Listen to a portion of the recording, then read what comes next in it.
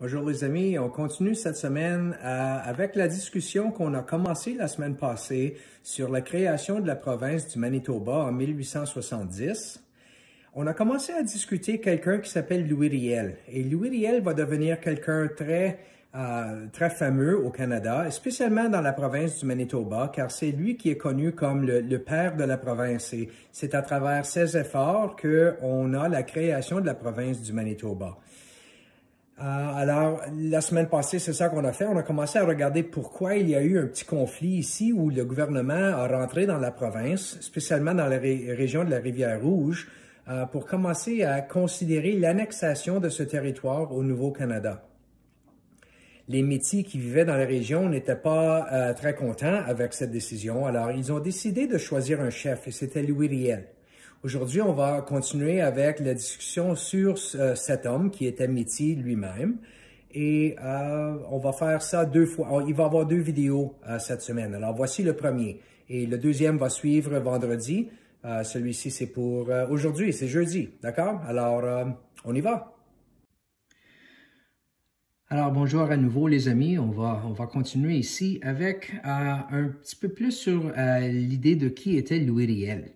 Alors, on a déjà parlé de la région de la Rivière-Rouge et comment le Canada voulait annexer ce territoire et ajouter cette section du pays au Canada. Et quand ça s'est arrivé, les Métis qui vivaient dans la région ont décidé de choisir cet homme ici. Et ça, c'est Louis Riel. Louis Riel, était un Métis lui-même aussi, mais c'est important de reconnaître le fait qu'il avait une apparence plutôt blanche au lieu de autochtone. Et ils croyaient à l'époque que ça serait beaucoup plus utile à eux d'avoir quelqu'un comme Louis Riel qui avait une apparence blanche comme un Européen à leur représenter pour qu'ils puissent avoir peut-être un petit peu plus d'influence avec le gouvernement de John A. Macdonald qui se retrouvait à Ottawa à l'époque. D'accord? Alors aujourd'hui, on va regarder qu'est-ce qui est arrivé à Louis Riel. Alors, on suit avec moi ici, je vais commencer à surligner, on va faire un paragraphe à la fois et je vais vous avouer qu'une fois qu'on arrive ici, je vais prendre un moment pour vous parler un petit peu plus en anglais avec l'idée de Thomas Scott. Actuellement, c'est pas ici, c'est juste en bas ici. D'accord? Quand on va arriver à Thomas Scott, je vais vous parler un peu en anglais pour juste comprendre l'impact et l'importance que son exécution a eu avec le Canada. D'accord? Alors, nous voici en haut ici, Louis Riel. Louis Riel, qui était lui-même un Métis francophone, a voulu défendre les droits des Métis pour conserver leurs terres et leur culture particulière. Pour ce faire, il a fondé le gouvernement provisoire. Et ça, c'est vraiment juste un gouvernement temporaire pour la région de la Rivière-Rouge. Alors, avec le gouvernement provisoire, il décidait qu'il pouvait faire des décisions jusqu'à temps qu'une décision soit faite sur l'annexation du territoire. D'accord? Alors, il crée un gouvernement provisoire qui n'est pas vraiment reconnu par le gouvernement du Canada. On continue ici. La région de la Rivière-Rouge n'appartenait pas encore au gouvernement du Canada. Alors, en agissant ainsi, Louis Riel a éventuellement créé la rébellion de la Rivière-Rouge. Alors, en anglais, ça c'est connu comme the Red River Rebellion. D'accord? Au mois de novembre, en 1869, Louis Riel et ses compatriotes ont empêché des gens du gouvernement et des arpenteurs d'entrer dans la région de la Rivière-Rouge. Alors, c'est ici qu'on voit finalement les Métis commencent à dire non, vous n'allez pas venir dans notre territoire et commencer à arpenter et diviser nos terres. Alors, c'est ici qu'il va commencer à avoir conflit. D'accord? Alors, comme j'ai mentionné, Louis Riel est lui-même un Métis francophone. Il voulait défendre les droits des Métis et il voulait aussi conserver leurs terres et leur culture particulière. Il a formé un gouvernement provisoire qui est vraiment un gouvernement temporaire. Comme la région de la Rivière-Rouge n'appartenait pas encore au gouvernement, et il a créé un gouvernement complètement différent. Le Canada a vu ça comme une rébellion. Alors, en agissant de cette façon, Louis Riel a créé la rébellion de la Rivière-Rouge. À ce point ici, il n'y a pas de violence dans la région, mais malheureusement, une fois qu'il commence à arrêter les arpenteurs, la violence va commencer. Alors ça ici, c'est au mois de novembre 1869. D'accord? Louis Riel et ses compatriotes qui vraiment faisaient une petite armée. Ils étaient armés avec des fusils de chasse. C'était pas nécessairement des carabines militaires, mais ils utilisaient leurs fusils qu'ils utilisaient pour aller à la chasse. Ils ont empêché les gens du gouvernement. Laisse-moi essayer à nouveau. Ils ont empêché les gens du gouvernement et les arpenteurs d'entrer dans la région. Alors, au début du mois de décembre, les rebelles, avec Louis Riel, ont décidé de capturer le fort Garry qui appartenait à la Compagnie de la baie d'Hudson. N'oubliez pas que la Compagnie de la baie d'Hudson appartenait au gouvernement canadien. Le fort Garry, ici, était un poste de traite de fourrure situé près de la rivière Assiniboine. Alors, Fort Garry, c'est un poste de traité de fourrure, ça faisait partie en anglais de Fur Trade, et ils ont pris contrôle du fort. Pendant l'hiver, il y a eu des batailles qui se sont poursuivies entre les rebelles de Louis Riel et l'armée du gouvernement canadien.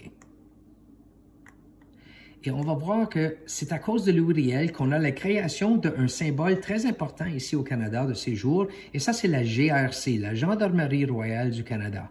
À cause de Louis Riel, notre premier ministre à l'époque, John A. Macdonald, a décidé de créer the Northwest Mounted Police, la GRC, et Northwest Mounted Police est éventuellement devenu Royal Canadian Mounted Police. Et cette police a été formée pour aller combattre Louis Riel.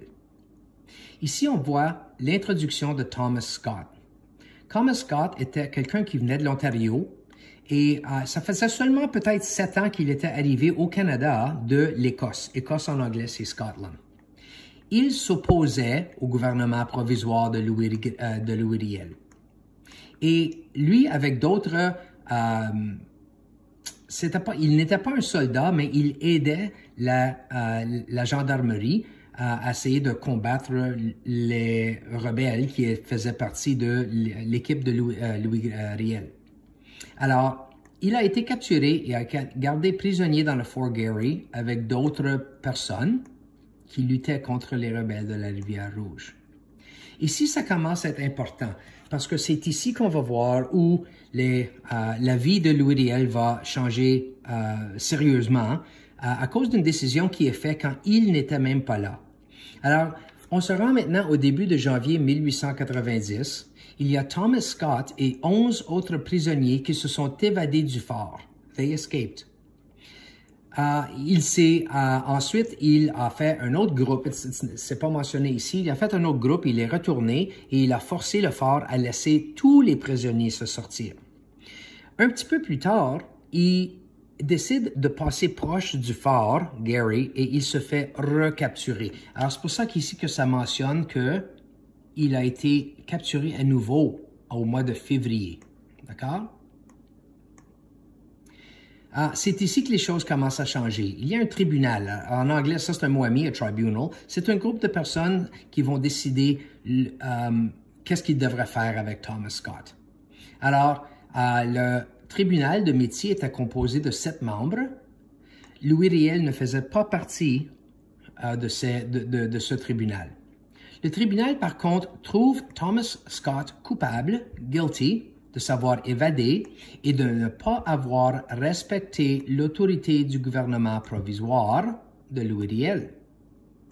5 de les 7 membres l'ont condamné à mort. So he is sentenced to death et il a été fusillé le 4 mars 1870. So I'm going to talk to you guys a little bit in English here because this is a very important part in the history and the story of Louis Riel. Thomas Scott was a Scottish Protestant who had moved to Canada only 7 years before. He was known as a very belligerent man, a very racist man, and all he did was create problems for Louis Riel. So when he escaped, that was fine and dandy, but when he came back with a larger army, forcing Fort Garry to release all the prisoners, the Métis got even more upset with him. Then they capture him again in February. Once they've captured him, again, he becomes very rude, very belligerent to his guards. He is very, like I said, he was very racist, so he did not hold back on comments.